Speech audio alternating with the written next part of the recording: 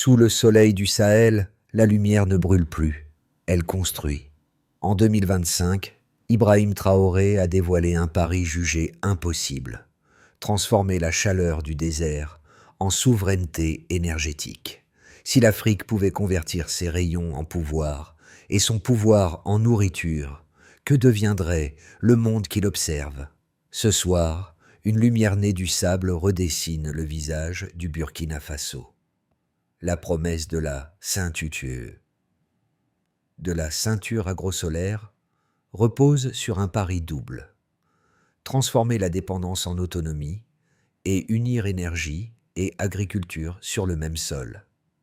L'électricité issue du soleil alimente les pompes, l'eau réveille la terre nourrit les familles, puis chaque kilowatt excédentaire revient irriguer la saison suivante.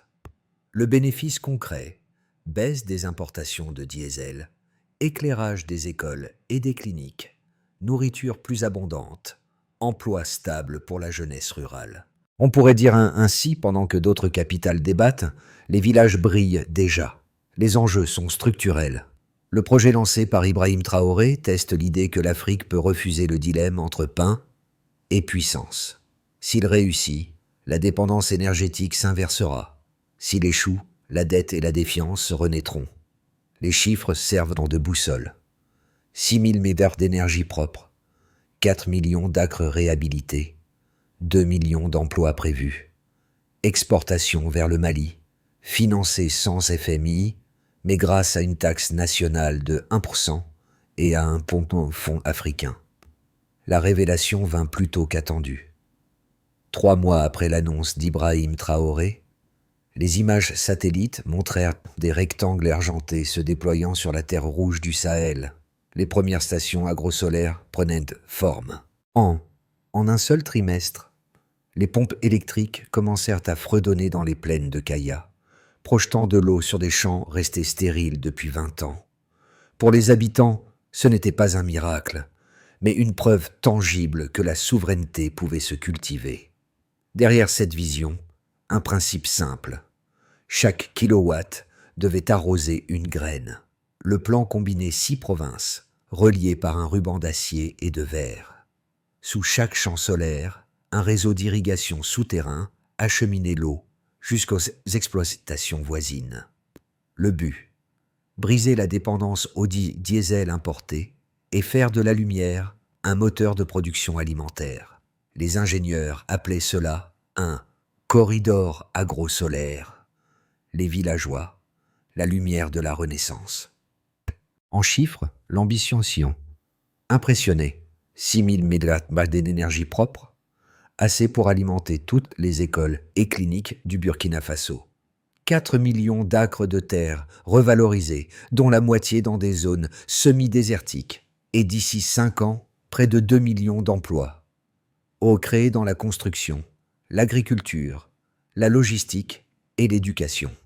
Les médias étrangers restaient sceptiques: trop grand, trop rapide, jusqu'à ce que les premiers résultats contredisent leurs doutes. Car la ceinture agrosolaire n'était pas seulement un projet d'ingénieur, c'était une déclaration politique. En fusionnant indépendance énergétique et sécurité alimentaire, Ibrahim Traoré redéfinissait le pouvoir non plus comme un mot diplomatique, mais comme une récolte mesurable. Là où les autres voyaient un pari, le Burkina Faso voyait une équation: soleil plus travail et dignité. Le récit de cette transformation commence sur le terrain, là où les premiers câbles rencontrent la poussière. À Waïgouya, un agriculteur nommé Isaka lève les yeux vers les panneaux et dit simplement: « Cette lumière, c'est la première qui nous nourrit. » Autour de lui, les champs reprennent vie. Les sillons secs deviennent verts en moins de 3 semaines. Les ingénieurs burkinabés, souvent formés à l'étranger, travaillent côte à côte avec les villageois pour adapter les pompes et réinventer les canaux d'irrigation. Ensemble, ils traduisent la vision d'Ibrahim Traoré en gestes quotidiens. Les résultats s'installent vite. Dans un seul district, la production alimentaire grimpe de 32%. Les femmes transforment les ateliers en petits pôles industriels. Elles construisent des séchoirs solaires, conservent les fruits, prolongent les récoltes. L'électricité, longtemps un luxe, devient un outil de survie. Ce qui semblait être un plan d'État prend la forme d'un mouvement populaire. Dans la capitale, les étudiants observent quand cette renaissance et la baptisent le mur de lumière.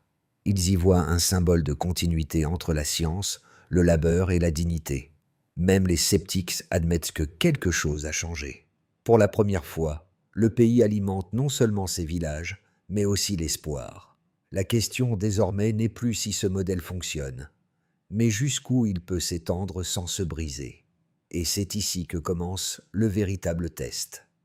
Transformer la réussite locale en stabilité nationale. Tout commença officiellement en janvier 2025, lorsque les ministères de l'Agriculture et de l'Énergie du Burkina Faso annoncèrent un plan commun jamais tenté sur le continent. Unir indépendance énergétique et souveraineté alimentaire. Ibrahim Traoré, alors capitaine devenu chef d'État, en fit un symbole national.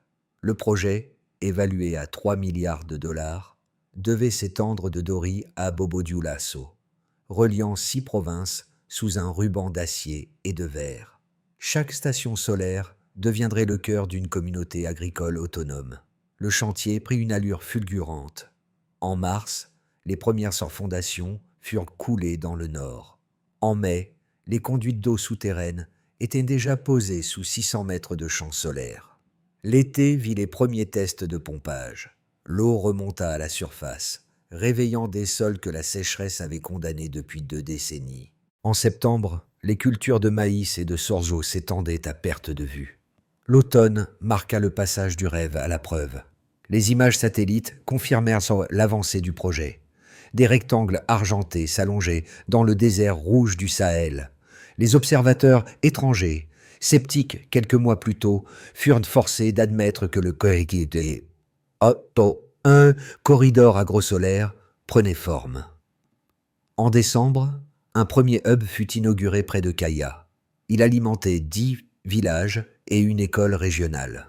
En 2026, la phase 2 démarra avec la participation de coopératives locales et d'ingénieurs africains. Les universités du Ghana et du Sénégal envoyèrent des étudiants en formation. La diaspora contribua financièrement. Pour la première fois, le Burkina Faso exporta de l'énergie propre vers le Mali. Dans le même temps, les importations de diesel chutèrent de 30%, permettant à l'État d'économiser environ 180 millions de dollars. Mais la chronologie n'est pas qu'une suite de chiffres. Elle raconte un déplacement du centre de gravité, de la dépendance à la maîtrise. À chaque étape, Ibrahim Traoré réaffirmait que la souveraineté n'était pas un slogan, mais un système mesurable en mégawatts et en récoltes. Tandis que les pays occidentaux débattaient de crise énergétique, le Burkina Faso construisait silencieusement 2 solutions à la fois, la lumière et la nourriture. Lorsque le soleil se couche sur le Sahel, les panneaux continuent de luire, témoins d'un pari que beaucoup jugeaient insensé. Ce n'est plus seulement un chantier, c'est une chronologie de résistance et de création, une ligne de lumière qui avance au rythme des saisons. L'ambition du projet agrosolaire se mesure en chiffres, mais aussi en équilibre. En moins d'1 an, le Burkina Faso a produit 6000 mégawatts d'énergie propre, assez pour alimenter toutes les écoles, les cliniques et les centres de transformation du pays. Chaque kilowatt généré correspond à une graine irriguée. L'électricité doit nourrir la terre, répétait Ibrahim Traoré à ses ingénieurs. Ce volume énergétique, réinjecté dans les réseaux locaux, a permis d'étendre la couverture électrique nationale de 48% à 92% en 12 mois, une progression sans précédent en Afrique de l'Ouest. Deuxième indicateur, les millions d'acres de terres agricoles réhabilités. La moitié se situait dans des zones semi-désertiques où l'agriculture avait disparu depuis 20 ans. Les cultures de sorgho, de maïs et d'arachides s'y succèdent désormais grâce à des systèmes d'irrigation alimentés en continu.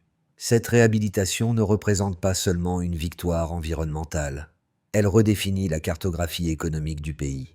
Dans plusieurs districts, la production alimentaire a bondi de 32%, faisant baisser les importations et stabilisant les prix intérieurs. Troisième mesure, l'emploi. En 3 ans, le projet a généré 2 millions de nouveaux postes, directs et indirects, dans la construction, l'agriculture, la maintenance, la logistique et la formation. Le chômage des jeunes, autrefois proche de 30%, est tombé à 12%. Ce déplacement du travail a réinjecté du revenu dans les campagnes et relancé les marchés locaux. Dans le même temps, les femmes, au cœur des ateliers solaires, ont vu leurs revenus doubler grâce à la vente de produits séchés et transformés. Au-delà des chiffres, les effets systémiques se propagent. Les importations de diesel ont diminué de 180 millions de dollars par an, libérant des ressources publiques pour l'éducation et la santé. L'énergie excédentaire vendue au Mali et au Niger alimente de nouveaux fonds communautaires. Chaque kilowatt vendu devient un litre d'eau pompée pour la saison suivante. Un cycle économique circulaire que les conseillers d'Ibrahim Traoré qualifient de souveraineté circulaire. Ces données, vérifiées par des organismes indépendants africains, confirment que le projet ne repose pas sur la rhétorique, mais sur la mesure. Derrière chaque pourcentage se trouve un changement concret, un champ irrigué, une ampoule allumée, une école rouverte. Pour la première fois, le progrès n'est plus défini par les prêts, mais par la lumière. Toute révolution attire ses doutes. Le projet agro-solaire d'Ibrahim Traoré n'échappa pas à cette règle. Les critiques formulèrent 2 arguments majeurs. D'un côté, la crainte d'une surextension économique, de l'autre, la peur d'un isolement diplomatique. Les premiers se soulignaient que le Burkina Faso, pays enclavé au budget limité, risquait de s'épuiser sous le poids d'une infrastructure trop ambitieuse. Les seconds redoutaient que le refus de financements occidentaux ferme les portes de la coopération internationale. Pourtant, les faits nuancent ces inquiétudes. Sur le terrain, les lumières ne se sont jamais éteintes. Les champs continuent de croître, les turbines de tourner, les villages d'être alimentés. La Banque mondiale elle-même a reconnu dans un rapport de 2026 que le modèle de financement interne burkinabé avait réduit le risque systémique tout en augmentant la résilience locale. Les recettes issues de la taxe nationale de 1% sur l'énergie ont permis de stabiliser le budget sans emprunt extérieur. Quant à l'isolement supposé, il se transforma en aimant régional. Le Mali, le Niger et le Sénégal ont signé des protocoles pour étendre la ceinture de lumière. Au-delà des frontières, l'Union africaine a cité le projet comme exemple de coopération sud-sud, fondée non sur l'aide, mais sur l'échange. Les critiques occidentales se sont alors réorientées. Certains y virent une victoire de la Chine ou de la Russie. D'autres, une renaissance panafricaine. Entre ces visions opposées, la réponse du Burkina Faso reste à mesurer. La souveraineté n'est pas la fermeture, c'est la capacité de choisir ses partenariats. Et dans ce choix, Ibrahim Traoré traça une ligne claire. Collaboration, oui. Conditionnalité, non. Ainsi, l'argumentation adverse ne s'effondra pas, elle s'intégra. Les risques économiques devinrent garde-fous, la prudence diplomatique, un moteur d'équilibre. Le projet, conçu pour nourrir et éclairer, a aussi appris à écouter ses contradictions. Et soudain, la lumière devint politique. Sous un panneau flambant neuf, Ibrahim Traoré déclara « Nous choisissons la faim et l'obscurité comme un seul ennemi ». En une phrase, il transforma un chantier technique en manifeste continental. Le Burkina Faso venait d'atteindre son point médian. Le moment où la réussite locale commence à déranger l'ordre mondial. 48 heures après l'annonce de la 2e phase, des rapports venus de Paris et de Washington sonnèrent l'alarme. Le pays risquait une expansion excessive. Des crédits furent gelés, des articles parurent. Pourtant, sur le terrain, les pompes continuaient de tourner, les champs de croître, les enfants d'étudier à la lumière constante. Ce contraste révéla la fracture entre la logique du besoin et celle du pouvoir. Là où certains voyaient un danger macroéconomique, d'autres observaient une libération mesurable. Et pour les Burkinabés, l'enjeu n'était plus de prouver qu'ils pouvaient construire, mais de démontrer qu'ils pouvaient le faire sans permission. Les effets du projet agrosolaire se sont fait sentir dans tous les domaines, redessinant la société burkinabé. Pour les agriculteurs, la première transformation fut physique. L'eau revint. Dans les plaines du Nord, plus de 400 000 hectares arides furent remis en culture. Les semences locales, combinées à l'irrigation solaire, augmentèrent les rendements de 35%. Les greniers se remplirent à nouveau, et les coopératives rurales purent stocker, transformer, puis exporter leurs produits. Ce n'était plus l'aide humanitaire qui nourrissait les villages, mais la lumière elle-même. Pour les entreprises, la mutation fut tout aussi profonde. Les petites sociétés de logistique et de maintenance se multiplièrent. Les jeunes ingénieurs formés à Ouagadougou installaient, entretenaient et perfectionnaient les systèmes. L'énergie propre réduisait les coûts de production, attirant de nouvelles usines agroalimentaires. Certaines fabriques de batteries et de pompes furent ouvertes avec du capital national. En moins de 2 ans, le Burkina Faso devint exportateur net de matériel solaire dans la sous-région. Du côté des citoyens, la révolution fut culturelle. Dans les villes, le bruit du diesel céda la place à un silence vibrant. Les écoles rouvrirent le soir pour des cours d'adultes. Les femmes gérèrent leur propre centre de séchage. Et les jeunes, autrefois tentés par l'émigration, rentrèrent pour l'été pour travailler. Le taux de chômage des moins de 30 ans chuta de 28%. Les villages, éclairés pour la première fois, organisèrent des veillées communautaires sous les lampes solaires. Pour les voisins et les partenaires régionaux, les conséquences prirent une tournure géopolitique. Le Mali et le Niger signèrent des accords d'interconnexion, reliant leur réseau électrique à celui du Burkina. L'énergie devint le nouveau langage de la coopération sahélienne. Des économistes africains parlèrent d'un effet domino de la souveraineté. En revanche, certaines élites régionales, craignant la comparaison, accusèrent Ibrahim Traoré de populisme énergétique. Mais dans la rue, les citoyens défendirent leurs installations. Quand des groupes liés à l'ancien commerce du carburant tentèrent de saboter un site solaire, les agriculteurs formèrent un cercle de tracteurs autour du champ. « Cela appartient au peuple maintenant », dirent-ils. Cette scène résumait tout. La lumière n'était plus un service d'État, mais un bien commun. En 2027, le Burkina Faso brillait littéralement dans la nuit du Sahel. Chaque panneau devenait une promesse tenue, chaque kilowatt une preuve que la dignité pouvait être mesurée. L'avenir du projet agrosolaire du Burkina Faso se joue désormais sur 3 trajectoires possibles. Une base, une optimiste et une critique. Chacune dépend de la capacité du pays à maintenir l'équilibre entre indépendance, innovation et coopération. Voici un scénario possible. Base, la consolidation silencieuse. Dans cette voie, le pays poursuit son développement à un rythme mesuré. Les infrastructures existantes atteignent leur pleine capacité, produisant 6000 mégawatts constants. Les circuits de distribution s'affinent, et la souveraineté circulaire décrite par Ibrahim Traoré devient une routine nationale. Le Burkina Faso continue d'exporter vers le Mali et le Niger, tout en perfectionnant ses propres industries de batteries et de pompes. Ce scénario repose sur la stabilité politique et le maintien du financement interne à travers la taxe énergétique de 1%. Voici un scénario possible. Optimiste, l'expansion régionale. Dans la meilleure hypothèse, le projet inspire une alliance élargie, l'AES Energy Compact, unissant plusieurs pays sahéliens autour d'une interconnexion solaire régionale. L'Union africaine soutient l'initiative et les institutions internationales s'y adaptent.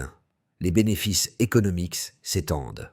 Emplois transfrontaliers, exportations accrues, baisse du coût de l'électricité. Le Burkina devient non seulement un producteur, mais un formateur de souveraineté énergétique pour le continent. Voici un scénario possible. Critique, le stress du succès.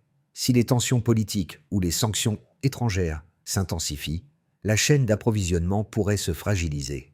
Le retard des pièces importées ou les cyberattaques déjà détectées menaceraient le rythme de production. Dans ce cas, la stratégie d'autonomie locale serait mise à l'épreuve. Le pays devrait investir davantage dans la formation d'ingénieurs et la production domestique pour éviter une dépendance inversée.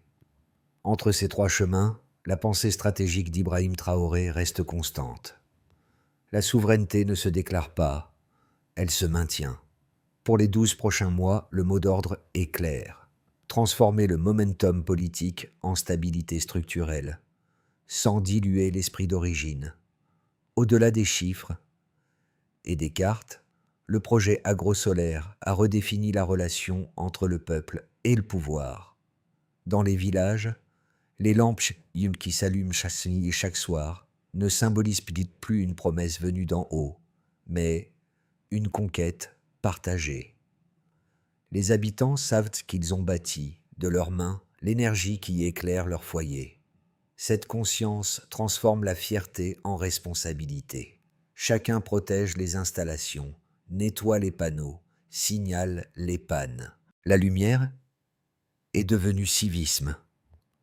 À Ouagadougou, des artistes peignent sur les murs le visage d'Ibrahim Traoré, non comme un chef, mais comme un témoin d'une ère nouvelle, celle où la souveraineté se mesure en watts et en récolte.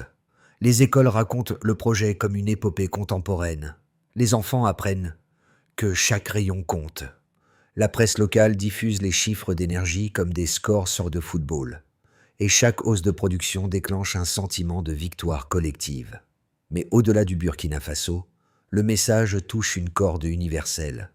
L'idée que la dignité peut être construite, non donnée, que l'autonomie n'exclut pas la solidarité. Des voix venues du Sénégal, du Maroc ou du Bénin affirment reconnaître dans cette histoire une part de leur propre espoir. Ibrahim Traoré, en parlant de lumière, parle aussi d'identité africaine, celle qui ne s'excuse plus d'exister. La prochaine étape du projet n'est pas une extension géographique, mais une consolidation méthodique. Ibrahim Traoré l'a répété. Nous avons la lumière, il faut maintenant la structurer. La feuille de route repose sur 5 actions mesurables, chacune assignée, datée et suivie. D'abord, standardiser les unités régionales. Chaque province doit disposer d'un hub énergétique complet. Production, maintenance, irrigation, formation. D'ici à 12 mois, 20 nouveaux centres doivent être homologués selon le modèle de Kaya. D'abord, former une génération d'ingénieurs solaires. Les universités techniques ouvriront un cursus obligatoire en gestion énergétique appliquée. L'objectif, 1000 diplômés certifiés par an, prêts à remplacer les experts étrangers. D'abord, accélérer la production locale. 3 usines d'assemblage de batteries et 2 ateliers de fabrication de pompes doivent être mis en service avant la fin de l'année 2026. Ces infrastructures assureront 60% d'autonomie en pièces critiques. D'abord, sécuriser le réseau face aux cyberattaques enregistrées.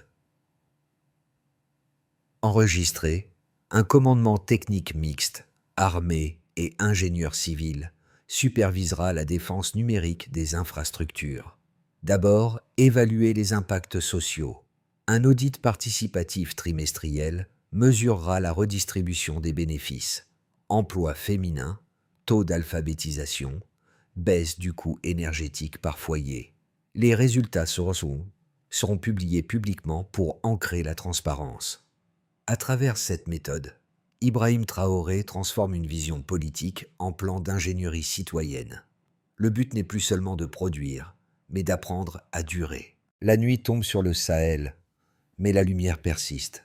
Sous le reflet des panneaux, Ibrahim Traoré marche parmi les ingénieurs, observant les câbles qui relient désormais village, champs et vie. Dans ce silence vibrant, il ne s'agit plus de politique, mais de mémoire. Celle d'un peuple qui a refusé de s'éteindre. Un vieil agriculteur de Dori résume ce que les statistiques ne peuvent Mon fils reste.